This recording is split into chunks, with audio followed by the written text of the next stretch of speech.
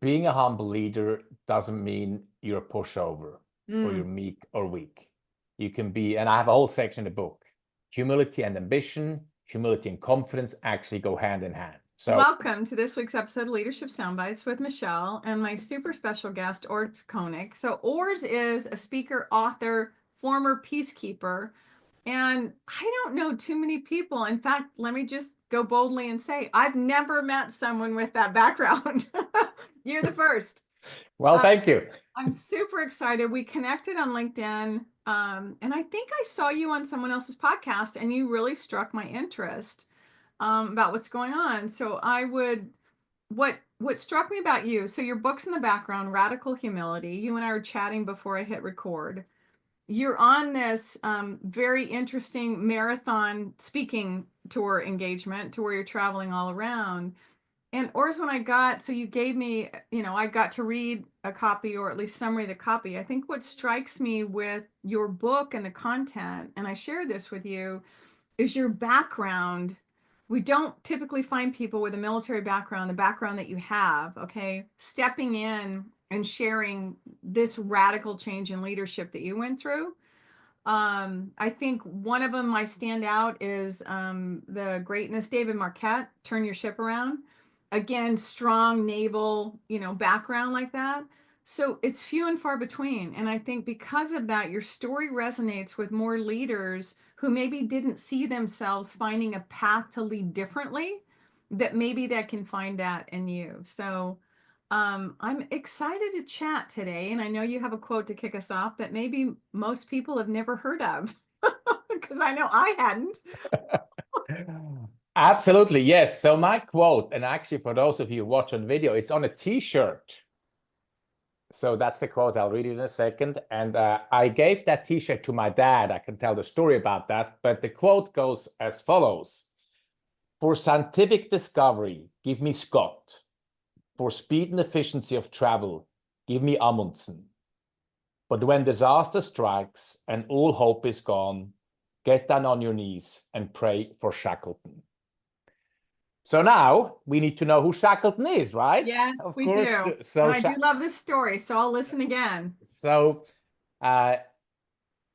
Shackleton was a polar explorer in the 1910s. He attempted to cross Antarctica on foot via the South Pole. It's a long story. I don't have time. It's about 15 minutes of telling the story, but the short of it is that Shackleton's ship, the Endurance, which by the way is on the front of the t-shirt here. There we the go. Endurance, Well, you have to have that. exactly, got stuck in pack ice and sank. So they were stuck in the middle of Antarctica, 26 men with three life rafts and a pile of gear. So they survived for almost 2 years, traveled once 200 miles in an open life raft to arrive on Elephant Island.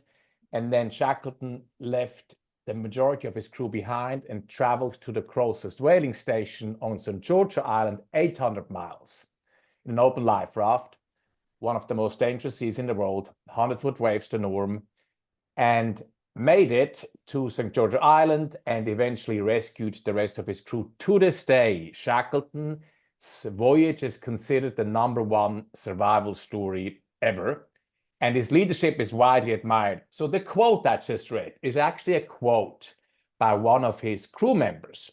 And when he compares the crew member who wrote the quote, he compares Shackleton to Scott, who's another polar explorer, and Amundsen, another polar explorer.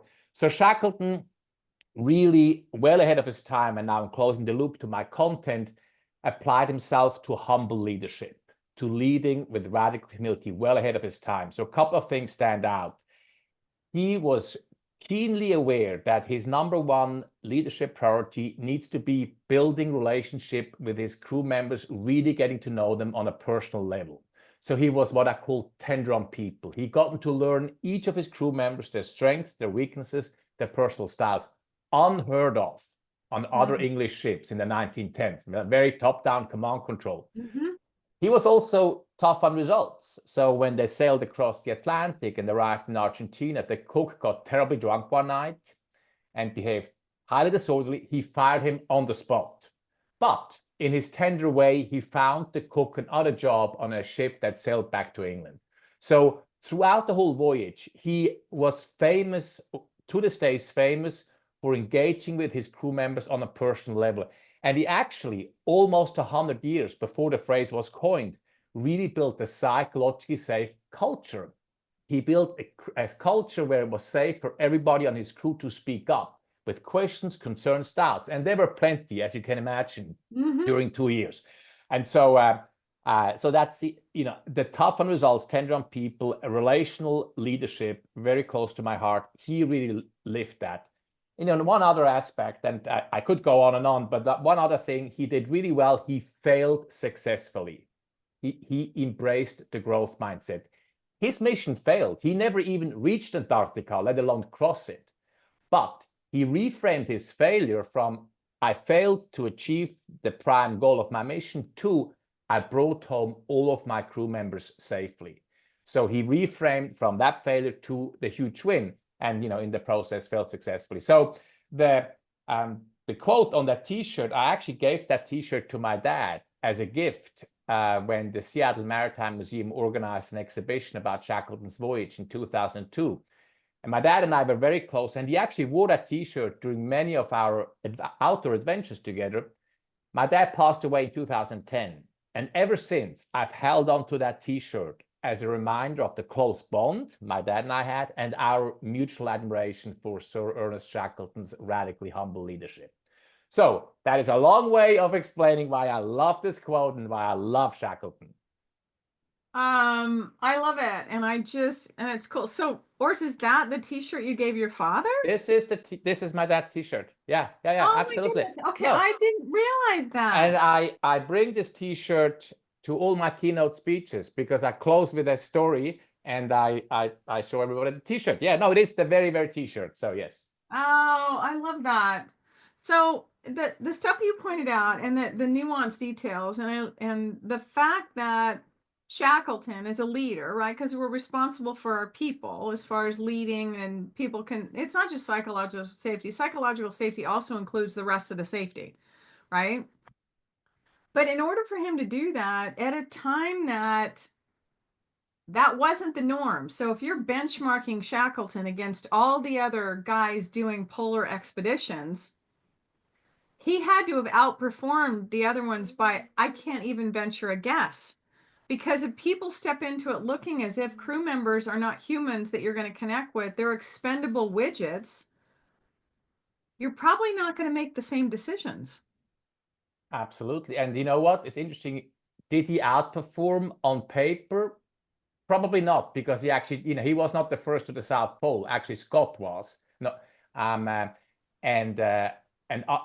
Amundsen was actually, but he outperformed because to this day we talk about the huge ordeal, the #1 survival story that he pulled off. And so there's no question in anybody's mind. Harvard Business School has a whole case study about Shackleton's leadership, actually. Really? Absolutely. There's a case study written on Shackleton's leadership exactly because of what you're mentioning. He outperformed all his competitors in terms of his leadership approach. No question about it.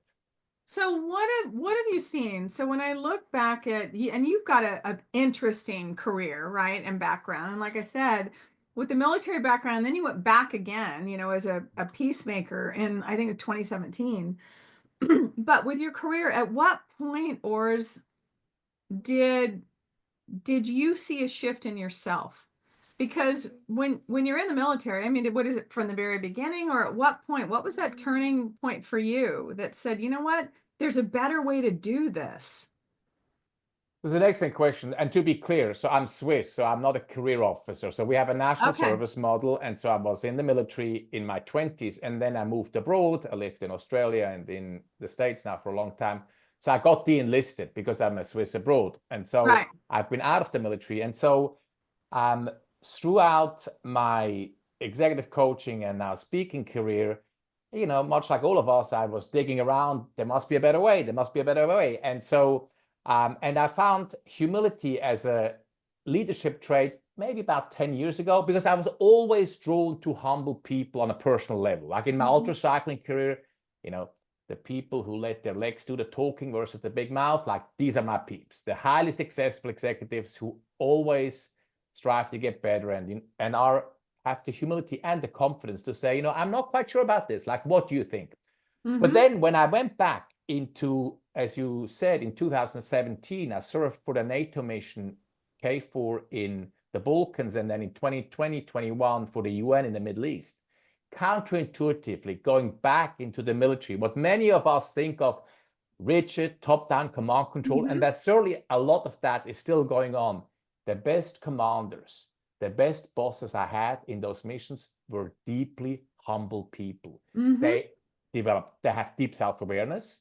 They actually ask their soldiers, their privates, their NCOs for feedback on what they can do better. They build psychological safety. They make it safe for their team members to fail, on a small scale. And so I found that the best commanders are actually deeply humble. And so that was then what really turned it around for me. Like, I'm going to write the book about this. Like, there's actually something there. And, we talked about Marquette earlier, turn the ship around. Yeah. General McChrystal, Team of Teams, is another example of a leader who really embraced humility as a military commander early on. And so there's not that many, but it's starting to really seep into the military as well. There's no question about it. And so, and I always, did I have a lot of top-down command control leaders in those missions? Absolutely, I did. Yeah. But I had a lot of deeply humble leaders as well. And so there's a shift going on, not just in business, in NGOs, but also in the military towards a humble leadership approach. Yeah.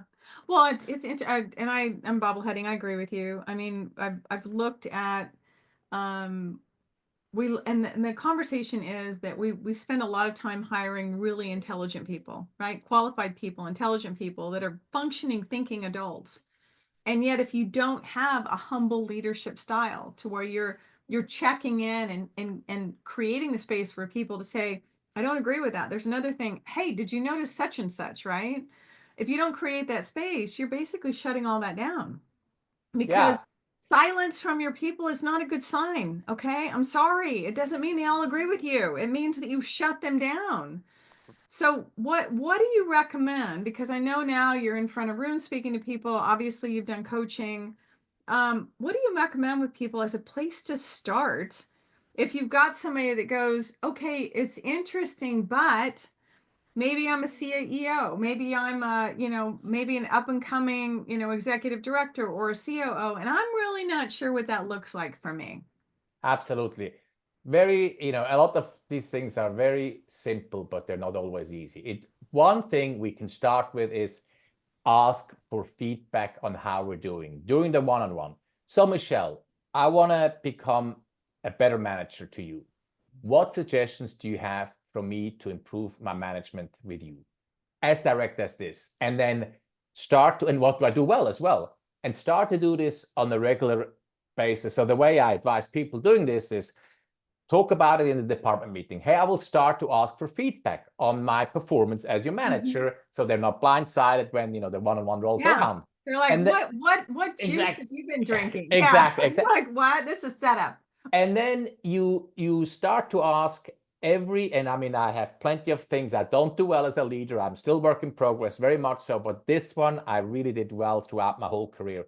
Make it a habit during every one-on-one at the end, ask for feedback on what you can do better. So it doesn't become this scary thing we do once every 6 months, every week.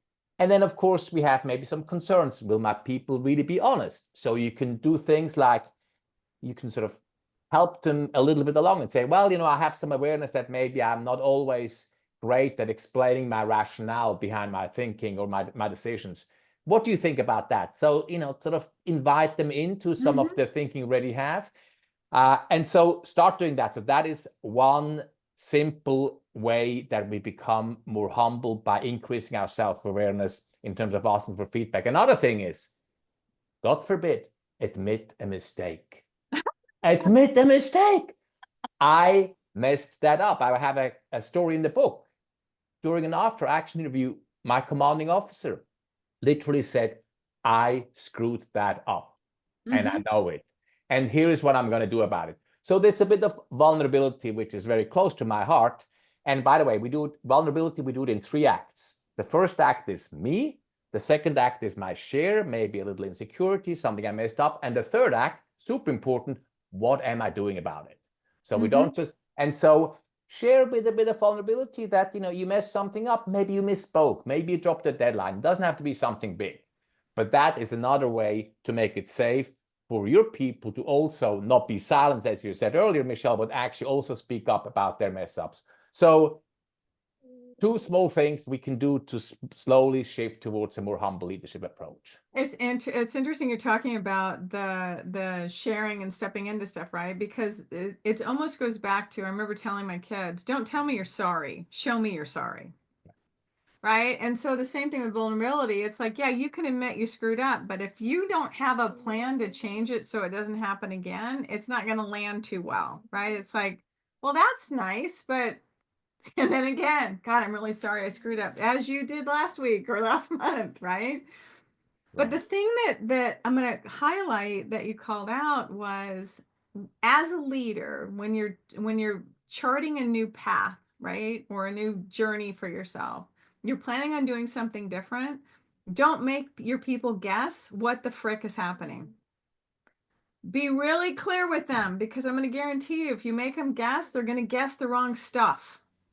That's right. So to your point, make an announcement, let people know, hey, I'm, working on my own leadership journey, and I'm actually trying to be better at X, right? So as a result of that, to your point, I'm going to be asking for some feedback, and I honestly want it. Right. But don't make them guess. That's exactly right.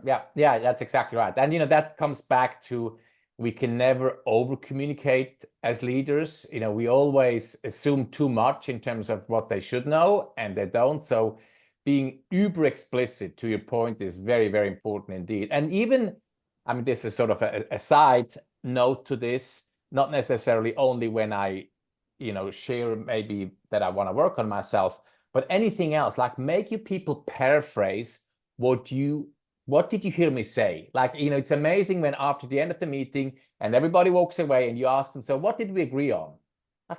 5 people in the room, 5 different viewpoints. Yeah. And so you need to be, as a leader, we need to be uber explicit, and then have the expectation, the deliverables, the to-dos, the ownership paraphrased back to the whole group. You go like, oh, actually, that's not what we just, anyway. So there's a whole separate thing. I always talk about 150 ways, 150 times, 7 different ways. Like, only when you have your people paraphrase back to you what you constantly preach, and you're sick and tired of saying the same thing over and over again, like, that is when your message is heard. Absolutely. That's so funny. And I go back and I'm listening to you, and I'm listening. Okay, that's like something that we do in coaching too, right? Yeah. Is when you can demonstrate that you're actually actively listening, and that you heard, is when you're not parroting back, but you're summarizing what you heard, so people feel heard. Yeah. And it is that almost check-in point to go, okay, are we all aligned? Are we all, because otherwise you're going to walk away and someone goes, I didn't know we were supposed to do that. You didn't? What meeting were you not at? I mean, so. And by the way, it is my responsibility as a leader. All this is on me. Like, it's 100% on me. So no question about it. What part's on you? They're making sure that my people understand what we're doing. It's all on me. And by the way, if then they don't do, even though they understand, then that's a separate conversation. And it, again, it's a performance issue. Well, it's on you to hold them accountable. Exactly, That's a different conversation, an accountability conversation. Yeah, absolutely. What have you throughout your career and what you're doing, and I love the speaking engagements, what feedback have you gotten, or what have you seen about the impact of people shifting their leadership style to humility, or like your book title, Radical Humility? What kind of stories? Because I imagine people have shared stories with you if you've experienced them. Well, and I actually, and I'm truly humbled by the feedback I'm getting, because look, I'm going into some environments when I'm speaking. I spoke to the commercial painter contractors of America. Yes. Well, and that's the heartfelt group. Yeah, and that, these are no nonsense, Oh yeah. and it's mainly it's male dominated. Yes.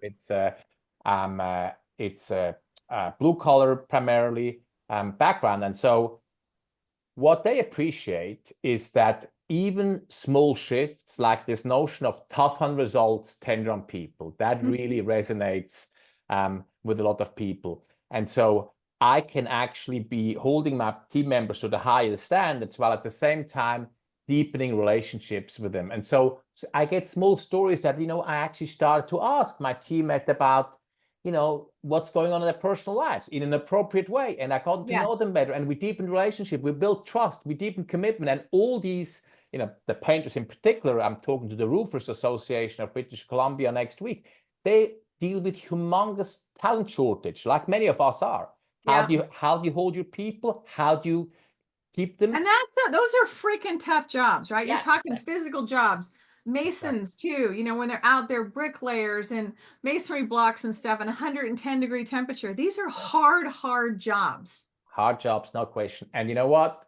And those hard jobs are done by humans. Yeah, exactly. Exactly. And they're done by humans. And so another piece I do, I have this little exercise that I borrowed from Kim Scott around a killer whale and the whoopsie daisy. So the killer whale goes to somebody who you've seen do outstanding work the previous week, and then you self-nominate for the whoopsie daisy, meaning a mistake you've made. I talked earlier about, and you share a mistake. And the next week, somebody else shares a mistake, all in the spirit of making it safer to speak up about our mishaps. And believe it or not, those painters are starting to implement them. Not all of them, of course, but I've had stories now from painters. Have we started to do this during the team meeting every week? And so these are some of the stories I hear back, which is just wonderful. And then again, coming back to what I talked earlier, small things like people asking and by the way, not only their team members, also their spouses and family members for feedback. Because you're talking about the same human that's on this journey, and they engage with personal life and work life. Yes, exactly. And I assume we are on the same page that we're not a different person at work or in the office or when on the job site. So yeah, it transcends across all areas of our lives. A lot of the things I've learned about humility, I have to apply, and I'm working still on applying in my parenting with my teenage boys, so I do ask them for feedback. How can I be a better dad? And by the way, I want to be crystal clear about one thing, Michele. Leadership is not a popularity contest. I always ask, I always listen for feedback, I thank, but I get to decide what I'm actually doing, if anything. So when I ask my teenage boys for feedback on how I can become a better dad, not everything they suggest I should do differently, I will do differently. Yeah. But at least I made them heard and I gave them an opportunity to share. So yes. It's so funny you say that, because it is, and it's with any feedback, right? Is that I think the part of it is, and as leaders, it's not just that you've got people reporting to you. But when you ask for feedback, ready yourself to receive it, okay? Because it's not easy. I mean, you don't have control over what that looks like, right? So ready yourself and know that you did it, because they're going to be looking, especially when you initially start making shifts, they're going to look to see, is the behaviors that I'm seeing aligned with the words that I'm hearing? Does he really want to do it? And if you get defensive, if you start to, justify why you did whatever based on feedback, you're going to shut it down. So feedback is feedback. It doesn't mean that you respond to it. You ask for it, you take it, you say thank you, and then you figure out on your own, to your point, is this something that I'm going to leave at the curb? Or am I seeing a trend here? Or does it resonate with something to where, you know what, I actually do need to do some work around this, and this is further evidence that I do. Yes, and I close the loop with my team members. I explicitly tell them, thank you for the feedback you gave me last week. I decided to not do this because of XYZ. Absolutely. So yeah, you're right on. And you're absolutely correct. Like, it's easy for us to have a nice chat here over Zoom about ask for feedback. And then when we do it, it can be incredibly tough to actually get the feedback. So one thing I also talk about if we're pushing for more transparency, both in terms of what we're doing in the business, but also transparency around give me feedback on how am I doing, I need to be in an okay place. Like me personally, if I'm already down about myself, if I'm not feeling well about myself, then it's probably not the best time to start asking for feedback. So I think we need to be fundamentally, but also then don't make it as an excuse, because it's never a good time, but it's fundamentally, I must be in a position where I can hear it, where I can really hear the feedback is important. Well, and part of it is, when I think about it, is we need to ready ourselves for it. And part of readying is we need to assume the best intent. People are not trying to, take pot shots at us to knock us down, because it's going to feel like an attack at some points, depending on the headspace that we're in. Right. And so we need to realize that that is a perspective of an experience that people are having about us. And we need to know what it is, especially if we think everything's fine. That's exactly right. Yes, absolutely. The other thing that comes to mind for me is when we're talking about growing ourselves as leaders and we're stepping into this space is, and I think you called it out, you may have a list of stuff in your book. There may be podcast books, everything else, right? Because a lot of this stuff isn't like radical, innovative stuff. But I think it's delivered or packaged in such a way that it resonates with people and they can consume it. But it doesn't mean that you consume all of it. Right. Right? Rome wasn't built in a day. We need to figure out those little steps, because especially as we're navigating something that's so freaking new, step in and test it. Gauge how things are working. Right? And it's the simplest stuff, Urs. It's like I had a leader I was coaching the other day. He comes from a very strong background that's top down in the culture that he grew up in. And so he wanted to change and learn, and he didn't know what that looked like. And it's the simplest things that you talk about, radical humility, which partners really well with curiosity. So as leaders, we can step in with curiosity, right, about what's going on. So we put our egos aside and we go, okay, I think I know what's happening, but I don't know with certainty. Let me ask. And when we come with situations, instead of going, where are you with this, and this, how's it going with the project that you're leading? What's getting in the way? What's working well? How can I help? Which is different than boom, boom, boom, boom, boom. I need all these updates. And then sit back and watch the change, because I've seen that little change have radical impact on how the team engages. And leaders like, oh my God, they're speaking up. They're saying different things. Yeah, because you told them it's safe to do that. Right. Yeah, and you're inquiring. I mean, I think that's a really important piece you're mentioning there. Like you come from a place of curiosity and wanting to learn and understand. And by the way, to be clear, we still can hold our team members to the highest standards. And when we actually agreed on things that need to get delivered, then hold them accountable. And really important piece you're mentioning, and I am proud of how the book turned out, certainly also in that regard. We can't do everything at the same time. So I have throughout the book little small exercises, QR codes and things. And so we can start small and do one thing at a time. Like that's the other piece, right? So don't do 10 things and half-ass them, but do one thing and do it well and try that. And if it doesn't work, then move on to the next thing. So absolutely. Yeah, I love it. You're awesome. I appreciate this time. I'd love to have you back as you're doing your tour around speaking engagements to find out more about what you learned in different aspects. And I can't wait to, like I said, I summarized the book. I want to actually get in and read the book to be able to do, just because some of the nuggets that I've gotten just from a summary, I'm looking forward to putting pieces together that way. So I'm excited about that. Or what are one or two things you'd love people to walk away with around this topic? Being a humble leader doesn't mean you're a pushover or you're meek or weak. You can be, and I have a whole section in the book, humility and ambition, humility and confidence actually go hand in hand. So that's a huge misconception. The second piece is simply because there is a few not so humble leaders in some of our political environment right now doesn't mean that the concept doesn't apply. So that's a whole different conversation, which we probably shouldn't have about right now. But there is certainly a growing movement around the importance of humility, as we mentioned, in the military and in business. And the political side of things, is a bit more challenging at the time. But let's not lose hope, and let's not stop doing the work because of that. Well, and I think what you call out, so thank you for that, is regardless of like where you are in your leadership journey and where in the organization, don't wait for the people that you report to change before you can start making this change. Start making this change. Impact the world that you're in. Impact your world, the people on your team.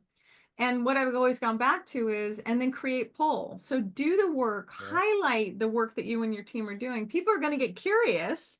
They're going to want to know what you're doing different than them because they're not getting the same results. And then you can create pull. So don't wait for somebody else to start, whatever that looks like. Michele, you must have written one of the chapters in my book. That's exactly right.